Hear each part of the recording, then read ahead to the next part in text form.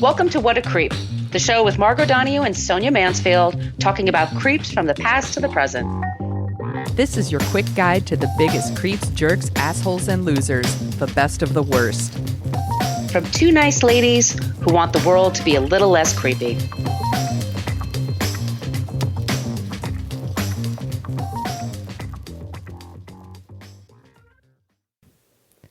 Welcome back to What a Creep. This is Margot Donohue, and my cohort in creepitude, as always, is the amazing Sonia Mansfield. Hey, Sonia.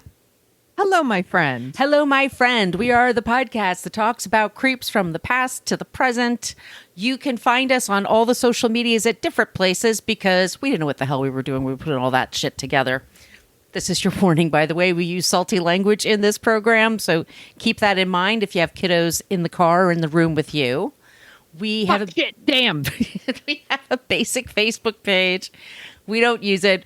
We're just more interactive in our private Facebook group. You do have to ask to join the group, and you just answer a couple of questions. That'd be amazing. It's What a Creep podcast group. We're at Creep Pod on Twitter because we had Twitter somebody on Twitter had What a Creep for over 10 years and never used it. Sorry. Great. We're on Instagram and Threads and Blue Sky, What a Creep podcast. And we have an old-timey email, whatacreeppodcast@gmail.com. And we are always looking for suggestions for creeps and for non-creeps. And this is your first time listening. We always end the show with somebody who's not a creep. And also, you and I were just talking off the air. We have different levels of creepitude. As we say in the intro, we talk about jerks, assholes, and losers. This guy's an asshole, but he's also a huge star in the architect world. We're not taking any of his artistry away from him. We're just talking about he had some creepiness attached to him, and then he has like creepy history, and we do that a lot on this show. Yeah, and the name, What a Creep, Asshole, and or Loser would be a really long podcast title. So we had to shorten it, and creep is, it's a good catch-all. Yes. Good catch-all name. And in the Facebook group, a couple of people were talking about Anthony Kiedis from the Red Hot Chili Peppers. Yeah. And we did, what do we call it? A quartet of creeps, and they were rock creeps. Yeah. I think that was our first season. So we may re-release that because Anthony was definitely... A lot of the Red Hot Chili Peppers have fucking problems with women and done some shitty stuff. But yes, Anthony Kiedis, we were talking off the air. He is 61 years old and he has a 19-year-old girlfriend. Ew. And Michelle Wolf, we know Michelle Wolf, she was talking about it on her TikTok, and she said, I had a baby at 37. The age gap between me and my baby is younger than the age gap between Anthony Kiedis and his girlfriend. He wasn't even born when Blood Sugar Sex Magic came out. I mean, what? She's just a baby. She's just a wee one. So we may get to him, or we may replay that episode just for shits and giggles, because he actually really is. He's really fucked up. Yes. Sonia, do you want to tell them about the website? Yeah, you can go to whatacreeppodcast.com, and it's everything you want to know about our podcast, but we're afraid to ask. We have links to all of our past episodes. You can open those little things. They have their own page, and they have all of our sources because we source everything we do. We're not making this stuff up. We want to give people their credit for doing all the dirty work. If you're looking for a deeper dive, that's a fabulous place to start. And we have a link to our Substack and our merch shop where you can get t-shirts and tote bags and face masks because the bird flu's coming, y'all. The bird flu is just flying in. So get those face masks while you can. That makes me depressed. Also, there's a link to our Patreon. You want to tell them about that, Margot? Yes, Patreon. We have our first 8 seasons on the Patreon wall. We also put out 2 bonus episodes a month. So that all of you that support us there, thank you so much. We use that money really just for the subscriptions for all the news outlets that we subscribe to and just all the rigmarole it takes just to put this show together. So for all of you that support us there, and I want to say hello to Sarah, who just joined. Thank you so much for doing that. Thank you. We appreciate it. Another way you can show your appreciation is to leave us reviews wherever you get your podcasts. And Apple Podcasts, I want to say hello to, it's just HJAPF from Germany.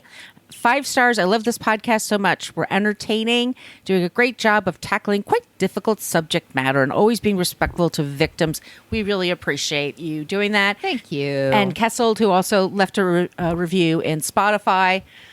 They don't make it easy for us to find things, but y'all managed to do it. And we really, really appreciate that. It really, really helps us find our people, and it offsets those angry 1-star reviews we get from people that are like, I don't like it when they talk about Trump. They don't like God. Yeah, we don't love the Lord enough for some people. So whatever. We love him or her plenty, by the way. That's... We love them the appropriate amount. We certainly do. Also, if you would like some stickers, did I already mention that?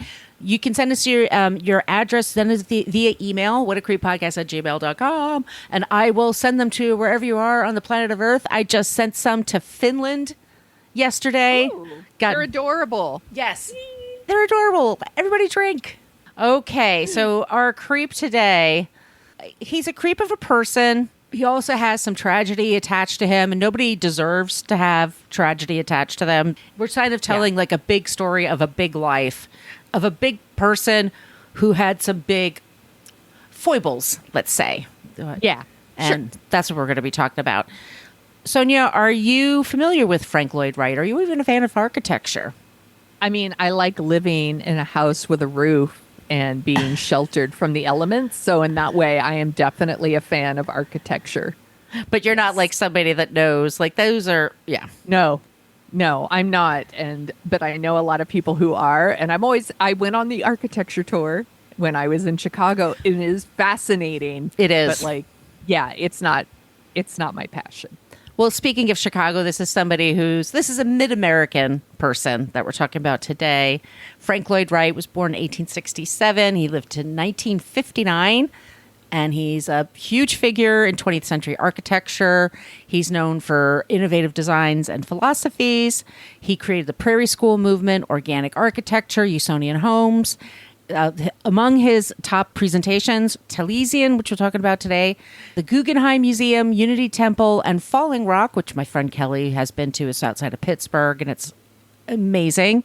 He was also a mentor since 1932 to architects worldwide, but would never join the Architect Association because he thought that all architects were assholes. He was a very complicated person.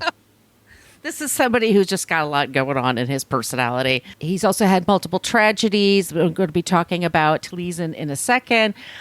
He also was a narcissistic personality, and I think pretty much created a lot of his own misery. But let's get into what the trigger warning is today. Yeah. Trigger warning is murder, and it's a really horrific thing that happened at his home. My sources are the History Channel, Crime Museum, This House on YouTube, The American Story on YouTube, PBS's Frank Lloyd Wright, Huffington Post, Wikipedia, Smithsonian, New York Post, Architectural Digest, and the book Frank Lloyd Wright, A Life by Ada Louise Huxtable.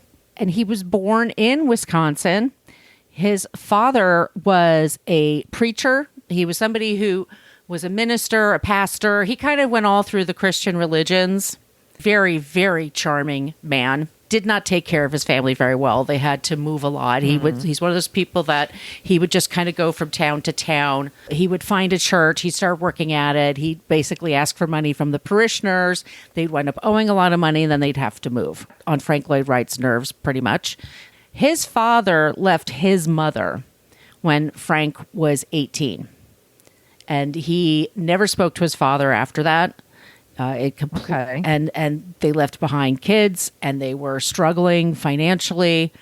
But his mother, Anna, was like, he was the king of her life.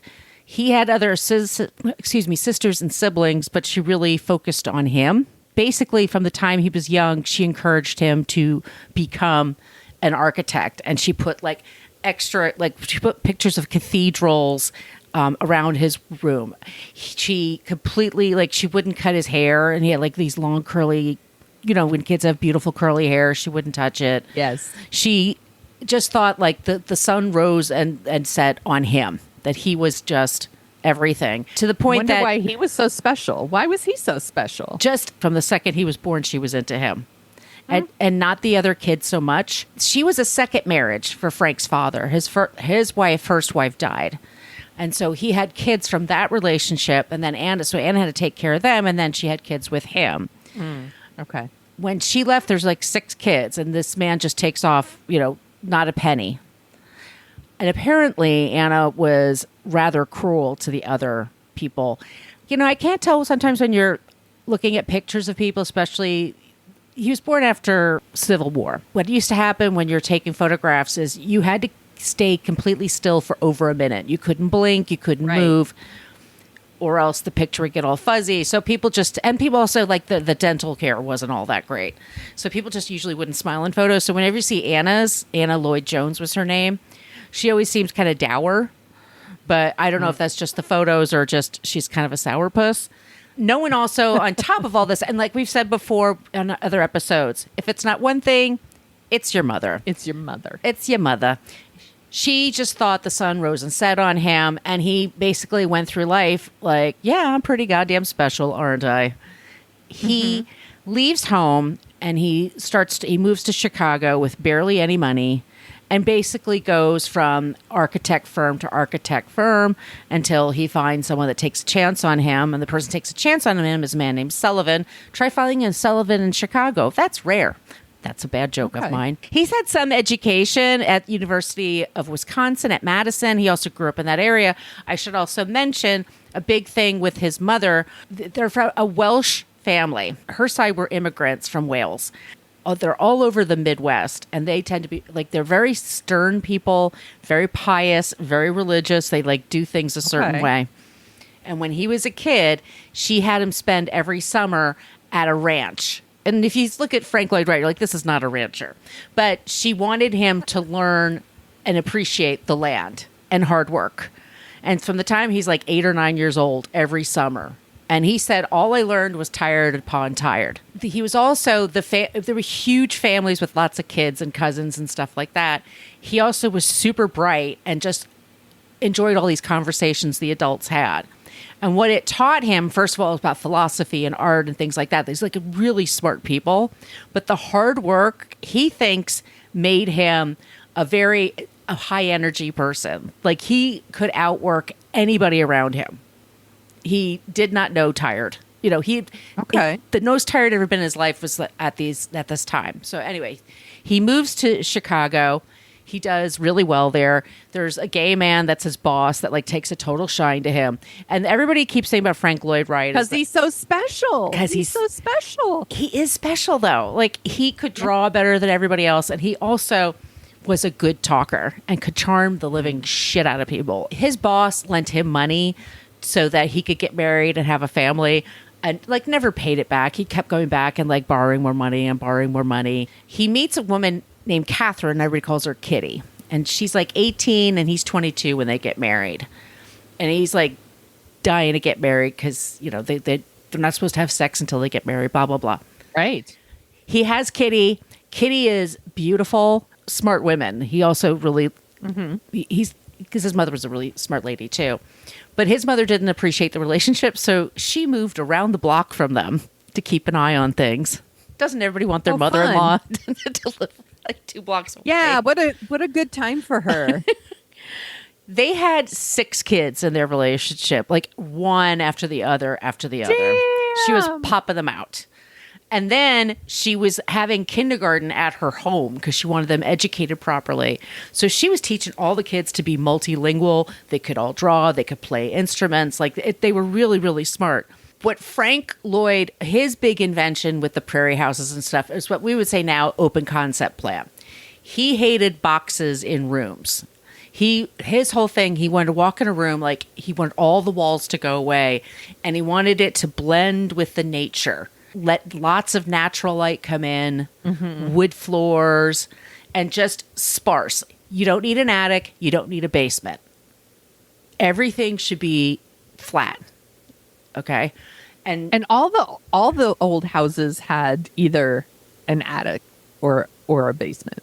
In California, I think most people have an attic. Yeah. And then in the Midwest, it's basements, right? Right. Well, also because of the earthquakes, there's a lot of... He has this big open house, and he's never happy. He's always building upon building upon building. Well, he has 6 kids running around, and he's working out of that house. And it's this big studio almost. So all the voices are going everywhere, and it's noisy, and it's big, and it's active. And his wife is always really busy. because she's got 6 fucking kids. Like, she's trying to, take care of things. And she loves him. Completely loves him. Then they have a new client, and it's a man named Cheney. And he wants him for Oak Park, Illinois. They want him to build their house. So Frank Lloyd Wright, he's like, money's no option. Go for it. So Frank meets his wife, Martha, who everybody calls Mama. That's her nickname.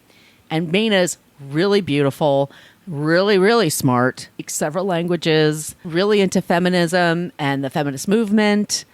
And doesn't have 6 kids, probably. She had 2. And so they start building this house, and he's working on their project for several years. They're having an affair, and they have it. They have Boo to that, sir. They have it regularly in their house. They get caught by kids because they have just the one open space, and so there's no place they're hiding. I mean, people. There's a flaw in your design, sir. There's a huge flaw in your design.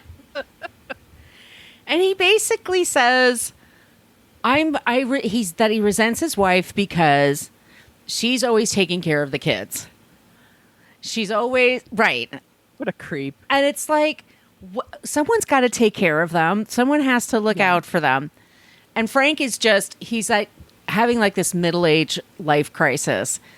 He's about as famous as he's ever going to be in Chicago. Mm-hmm. He wants bigger projects, but he's never been to Europe. He never really was properly, doesn't have those bona fides. So he says to Mama, look, you want to leave your spouse. I want to leave my spouse. Let's just go to Europe and hang out for a while and see what happens. Mama's husband's like, if that's what you want, I'm not going to stop you.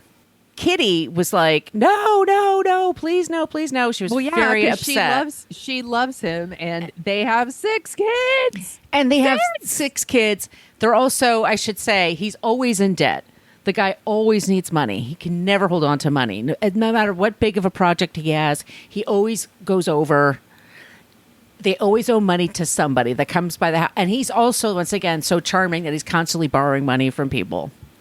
And they just lend it to him because he's Frank Lloyd Wright, and he's very fastidious when he does design things, even like the bigger projects. Like, he really demands you live like Frank Lloyd Wright. He designed everything from the furniture to the plates.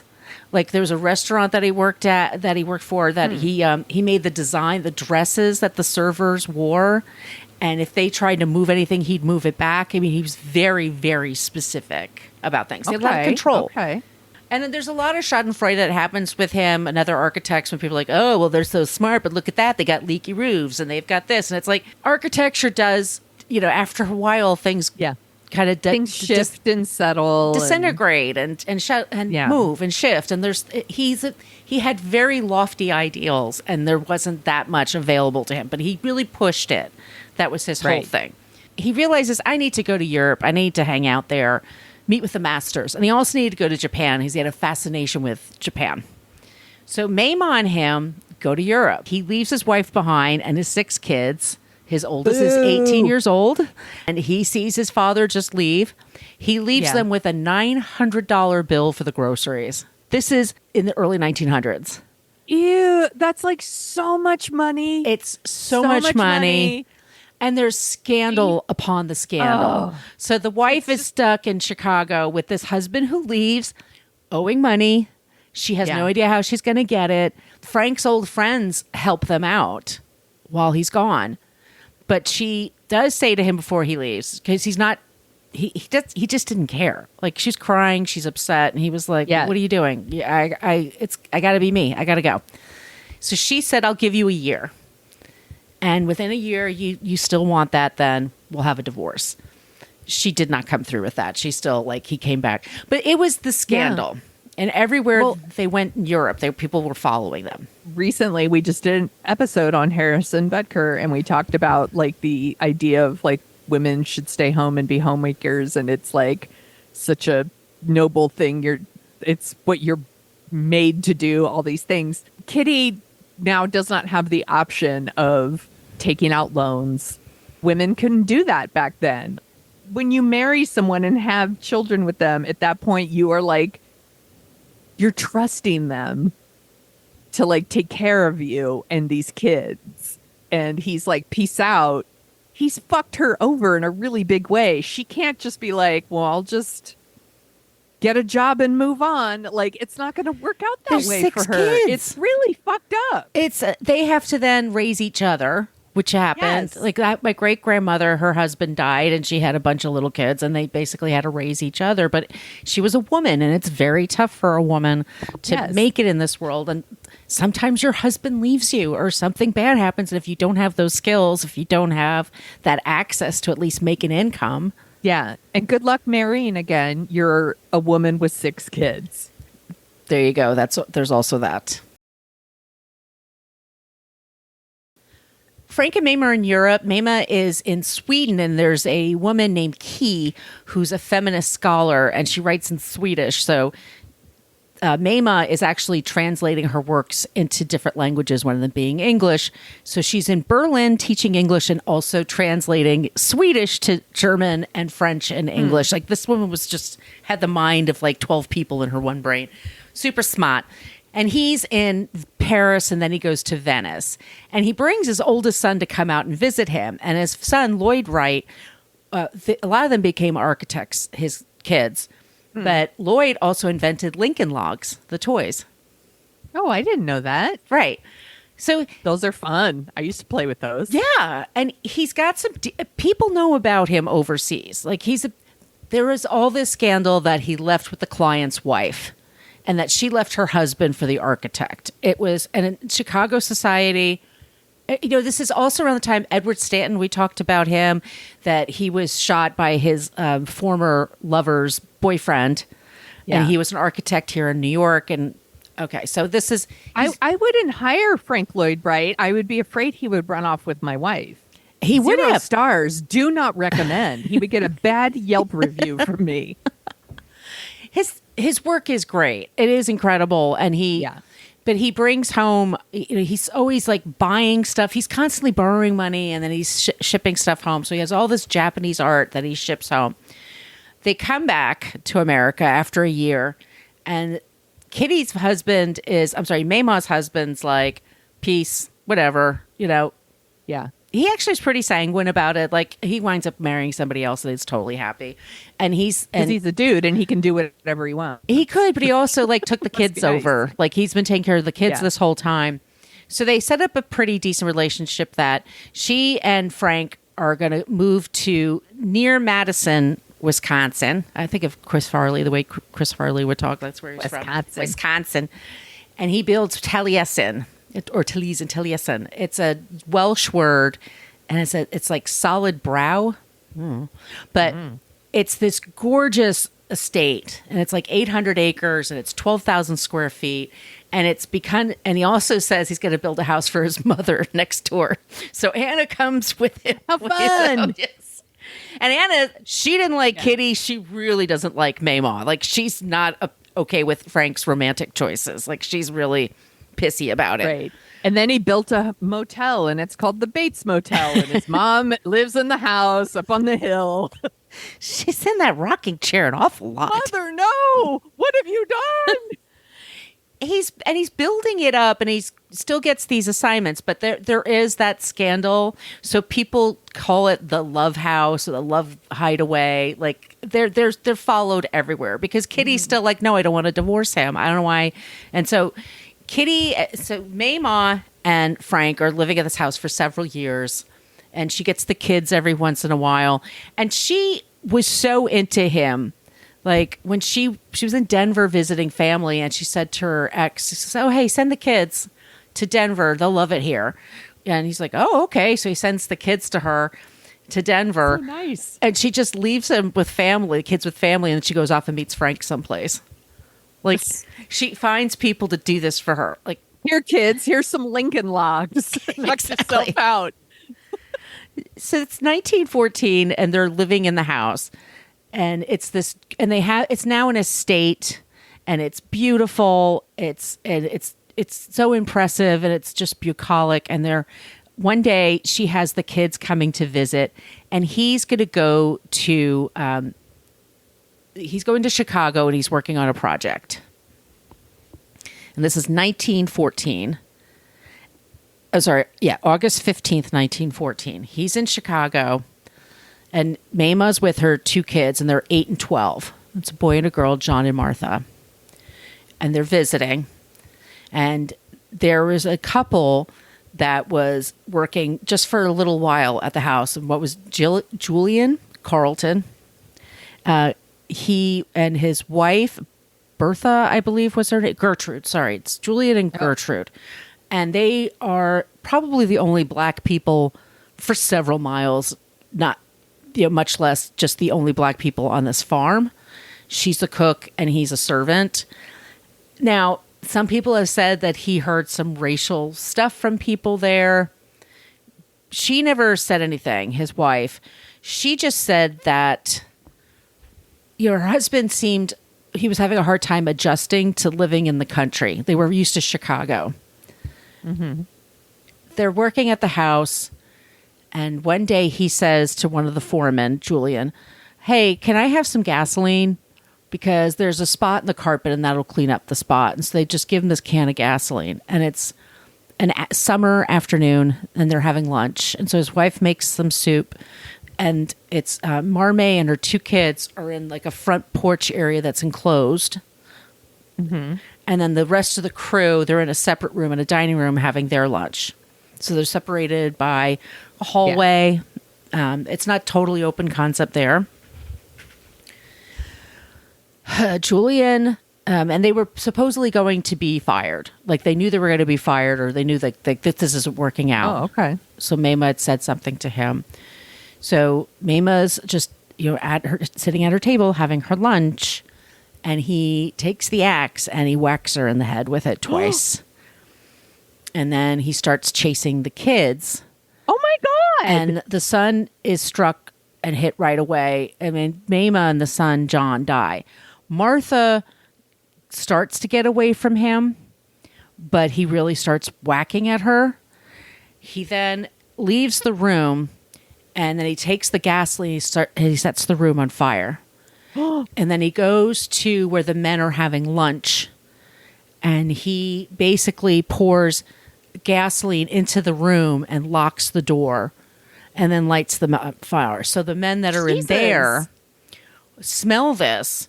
And one thing that Lloyd Wright had, and I don't know if he changed this much, but the windows weren't as big as they probably should have been. But the men got out by like breaking through a window and then jumping out. Mm-hmm. And one guy broke his arm as he jumped out. And that's when Julian noticed they were jumping out the window. So Julian went outside, and as they were jumping out the window, like trying to get help, he was chasing people with an axe. Jesus. So Julian was...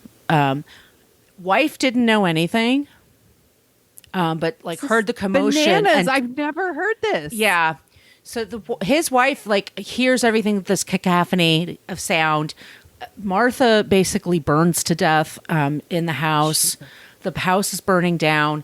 2 of the men were able to run for a mile to the next property to get help. Wow. But 7 people died that day. Holy shit. And Julian took acid, drank this acid, and then hung out in the basement to die by suicide. Jesus. But it didn't work. So Julian, who wrecked his voice because he drank this acid, couldn't talk, wouldn't say anything or write anything down. He also couldn't eat or drink. So he winds up starving to death in jail 7 weeks later. Oh my God, this story is insane. Yeah. Frank Lloyd Wright's in Chicago, and somebody calls him, he's with his son, and says, "You need to come back, the house is on fire." There's been a horrible thing. They don't mention the deaths. They just mention, they said, "Your family's in danger, the house burned down." That's all he knew. So he goes to the Chicago train station to go back to Madison. He's at the train station, and who's there but Mr. Cheney, the man who took the man's wife. And they just shook hands, and it said, "I'm sorry" to the other one, because they didn't know what to say. And they rode in the same car going out to the ranch. This and man, does Mr. Cheney know he doesn't they just know know what's there's up? a fire. He knows that his kids Yeah. are probably gone because there's been a fire. He doesn't have any more information. So these reporters are sneaking onto the train and going up and down trying to awful. overhear what these men are saying to each other, thinking they're going to have this big fight, and they're in shock. Like they don't know what they're going to come upon. Right. And they actually had Mr. Cheney apparently handled the separation, the divorce fine. Like he met somebody else and had a decent attitude, but they were when they get to the house, they did find Julian's wife, who said, "I don't know what happened. He's been really nutty lately. He's been sleeping with the axe next to the bed. He's been hearing things. He's been seeing things." And they just let her go. They don't charge her with anything. So they just send her to Chicago from whence she came, and nobody knows what happened to her. And Julian That's dies weird. while they're in, while he's in jail. Yeah. And so, a couple of people lived, but everybody else died. Damn. And he's like, what do I do? And so they find, so the poor kids, like they're sending their bodies back to Chicago. They go with their father. And then they're asking, what should we do with Mama? And he decided to bury her on the property. And so he had them make a pine casket for her, and they filled it with flowers and they buried it, and he didn't put a marker or anything. And he decided that he was going to rebuild. It's the only thing he could think to do. So he does rebuild, and then a few years later it burns down again, Jesus, what? and he rebuilds it again. Yeah. How did it burn down a second time? The second time it was due to faulty wiring. So, Wow. in his lifetime, there's electricity. There are things like elevators. There are things like, air travel. Like, it didn't occur, then. So a lot of those early things, Is this an ancient burial ground? Like, is this shit cursed? like poltergeist? Don't rebuild there. It's been there since 25, like ever since. And he's had with Taliesin, he has an architecture program, and then he has one in Arizona. And, everyone says he's egotistical. He likes to do things the way he likes to do things. A lot of what he does, if you sign up for his school, which is was a money-making venture for him, like Trump, university. right. He had but his whole thing was he made them work on the farm. He made them build homes from scratch. And the work that he did when he was young gave him the appreciation for what it meant, to build homes. And so that's so that was part of his deal. He goes on to have, several, like I said, huge productions. He adapts to every media thing right away, radio, television. He does tons of interviews. He's always talking about who's better than me. Nobody. I'm the best. Like huge. My mom says My mom says I'm special. He does meet another woman after he gets, he's getting letters from people saying, "I'm so sorry to hear about your wife. Here's a naked picture. Right, exactly. And I love your work and blah, blah, blah." He does meet up he has a second wife who has a lot of mental health problems, and she's basically diagnosed for being schizophrenic pretty soon after they meet each other. And So eventually Kitty gives him a divorce. Yes, Kitty does in 1922. He left her in 1904. So Oh, dang. she was, she was like, she was hanging in there. Yeah, she was like, "The fuck you will." And She was not exactly. having And it. eventually she was just like, okay, I gotta give up. I can't even with this guy. He marries Miriam Knoll, and they're living together for a few years. But Miriam is not like what Mama was. So, and she's not like Kitty. Kitty just wanted to be with the kids. Mama just wanted to be with him. And Miriam was like, well, she was Just wanted to be with his mom. His mother hated her too, but Surprise. But anyway, she had a lot of mental health problems, heavy drinking. He wasn't much of a drinker. And their relationship was just very tempestuous. And in the middle of their relationship, he meets someone named Olga. And Olga is a much younger woman, incredibly beautiful. She's Russian and can speak several languages and totally appreciates everything he does. And he wants to leave Miriam, but she's saying no. So he's then hanging out with Olga. He just leaves her. And he goes with Olga. They're going back and forth from Chicago to Taliesin. And that's... Well, it worked, when he did that with Kitty. So Right. he's like, hey, man, just wait 18 years and eventually she'll divorce me. Yeah. And so they're hanging out, and he actually is arrested under the Mann Act for transporting a woman for illicit purposes. These are laws that are still existing. Yes. But it gets him all in the papers, and it's this big, shocking story. Eventually, though, they get married, Olga and him. Miriam, she had a lot of problems. Mm-hmm. He goes on to create these incredible structures, these incredible homes. Some of them are still here, some of them aren't still here. He was someone who had a huge ego. He hated other architects, but and they hated him because he was just full of himself, but they all had to admire him because he's Frank Lloyd Wright. I mean, it's just, The work speaks for itself. It does. It's pretty remarkable. It is. And he dies in 1959, and we all still talk about him. But that's our creep this week, Frank Lloyd Wright. It's got some he's got some fun, creepiness on his own part, but also just some creepy history because the way that all went down is just... Good job, friend. Thank you. I didn't know any of that. I know, I'm like, I don't know shit about architecture, but I know who he is. And I had never heard any of those stories before. So good job. Yeah, thank you. You want to hear about someone who's not a creep? I sure do. Okay. Do you know who Joseph Eichler is? No. Okay. He was an architect. He is known for here we go. He is someone who brought modern architecture into homes for middle class. He has built a ton of homes. There's a bunch of them around California, and they fall under the modernist architecture. They're very influenced by Frank Lloyd Wright. They feature natural materials, floor to ceiling windows, built-in cabinets, and that idea of blending indoor and outdoor space, all that stuff that you get with Frank Lloyd Wright stuff. They feel open and airy, and there's a lot of natural light and things like that. So I'll tell you why he's not a creep here at the end. So Joseph Leopold Eichler was born June 25th, 1900 in New York. He was raised in Manhattan. His father and mother ran a small toy store in the Bronx. He spent the first 40 years of his life.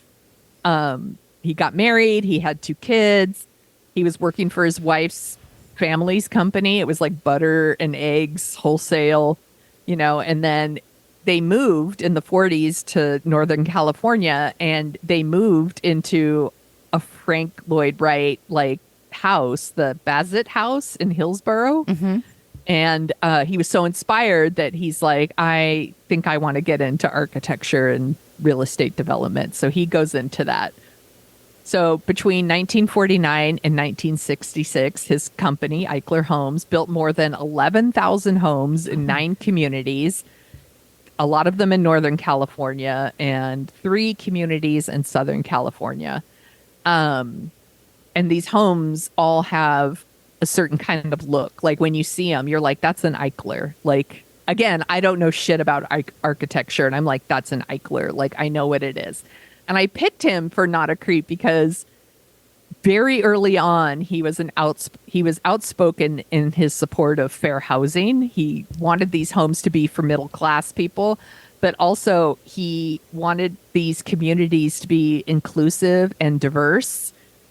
He wanted to include parks and community centers, and he was actively integrating homes as early as the 50s, meaning he wasn't discriminating against people, which a lot of architects and housing developments were. They were discriminating. So if you were Black or Asian, like, you weren't going to get to buy a house, and he was not having it. So in 1954, some Black families were moving into some of the Eichler communities, and a bunch of the angry white homeowners confronted him about it. And he told them, like, I'll be glad to buy your homes back. We sold it to you too cheap anyway. And of course, like, no one took him up on the offer. And then in 1958, the National Association of Home Builders refused to, like, support non-discrimination policies. This is so fucked up. Y'all know how I love to quote things. They said, it's a generally accepted theory that minority races depreciate property values. There may be no statistics to prove it, but as a representative of the home builders, it is a theory under which I operate. That's this guy, Richard Doyle. He's like the executive vice president of the National Association of Home Builders. And Eichler's like responded with, like, get fucked, basically. He actually said it way nicer than this. He said that, I think the builders cannot evade the fact that what they are doing is going to have an impact on the community as a whole, even the nation, for a long time. And they cannot say, well, I'm just a businessman and I'm here to make a buck. I wish to state emphatically that Eichler Homes will no way practice any kind of discrimination. And he resigned from that organization. He's like, I'm not participating in this bullshit. Wow. Yeah. And again, he started this in 1950, well before other people were doing it. He established a non-discrimination policy for his company. He offered homes for sale to anyone, any race, any religion. And he was like, I'm going to prove it that this is not something that is this isn't a money losing situation here. He's like, it's going to make money. And it did. He proved that, like, racially, desegregated housing was the right thing to do, and it was profitable. And a lot of his policies that he was doing at his company built the foundation for the 1960s fair housing policies that the government came up with. He could be very gruff when working with people in his office, but they also have stated that they feel like he was very honest and that he had a lot of ethical integrity.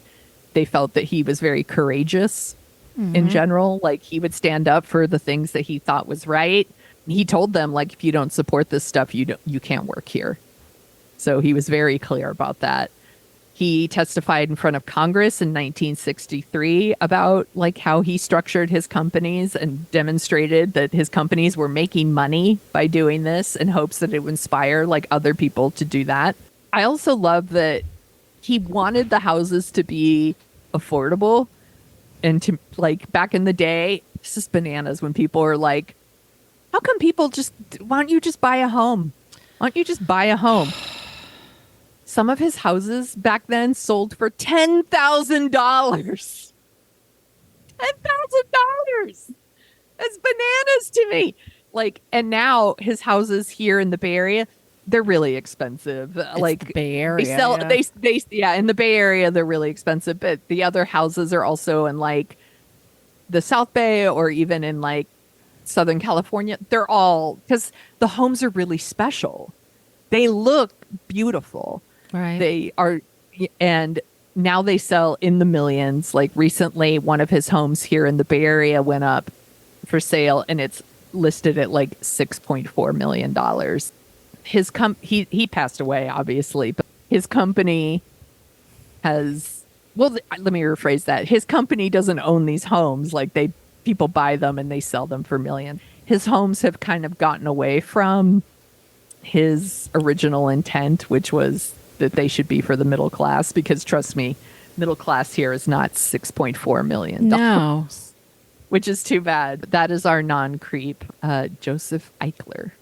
That's a great non-creep. So what's it? How do you spell his last name?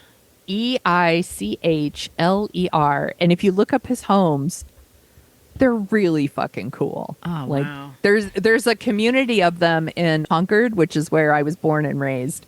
for the very small window that I was looking at buying homes, I was like, oh my God, I would move back to Concord for an Eichler. Like, Yeah. they're really cool homes. Now, are they practical in that maybe they keep heat or air conditioning? Right. Probably. My guess is probably not. But they are really, really cool.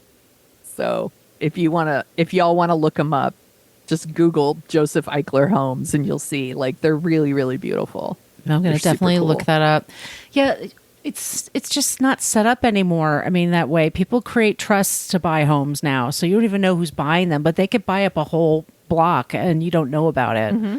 And there's no affordable Yeah. housing. Yeah. No, here in the Bay Area, minimum looking at $500,000. And that's it's for like, a tiny shack. yeah, it's like a little house. And if you're looking in San Francisco, LOL. Like, it's more than that for sure. Even in the quote unquote bad neighborhood in San Francisco, you're looking at something that's out of most people's price range. It's real tough. That's fine. I like it right here in this place. So Yeah. that's a great example of a non-creep. And I didn't know any of that about him. It's like, I wonder if he's not creepy. And it turns out he isn't. So yay. Well, that's our episode this week. And if you like the sound of our voices, we also co-host a show called Dorking Out, where we dork out about movies. Sonia, what are we going to be dorking out about next? We're getting our summer on. We already talked about Terminator 2 because we wanted to do a big summer movie. And now we're going back to the beach. 1987, Annette Funicello. Was it Frankie Avalon? Do I have that right? Yeah. I'm Pee Wee really looking Herman? forward to it. Pee Wee Herman's in there. We love Fishbone Pee Wee is in Herman. here. It's Stevie Ray Vaughan's in this movie. Oh my God. There's all kinds of people. It's so funny. And I started posting on TikTok and I got so many Yeah. people responding right away. And Instagram, they were so excited. Like, this movie's just adorable. So This I was can't a wait. cable. This was like a cable staple. Yes. Back in the day, like it was on all the time. It totally worked for like my parents who grew up watching their stuff, and then people like me who didn't know about their stuff. I loved it too.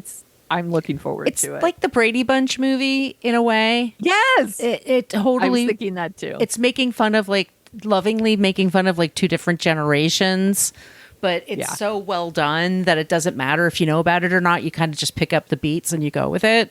So I'm very excited. Yeah, it's gonna be fun. It's going to be a good time. Okay, everyone. So remember, please send us your choices for creeps and non-creeps. We love it when you use the Annie Potts gift. We got one from Ghostbusters, or you can just be clever and think of something on your own.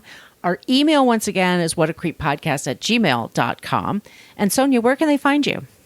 You can find me at thesoniashow.com and The Sonia Show on Instagram and TikTok and Twitter and all the places. Blue Sky, Threads, sure. Go there. What's the other? Mastodon? Sure, go to Mastodon. I might be there. Mastodon. Oh, my God. That's a long time ago. That's a Wherever. Go to Friendster. Go to MySpace. I'm there. I don't AOL, post very much I there, am. but do it.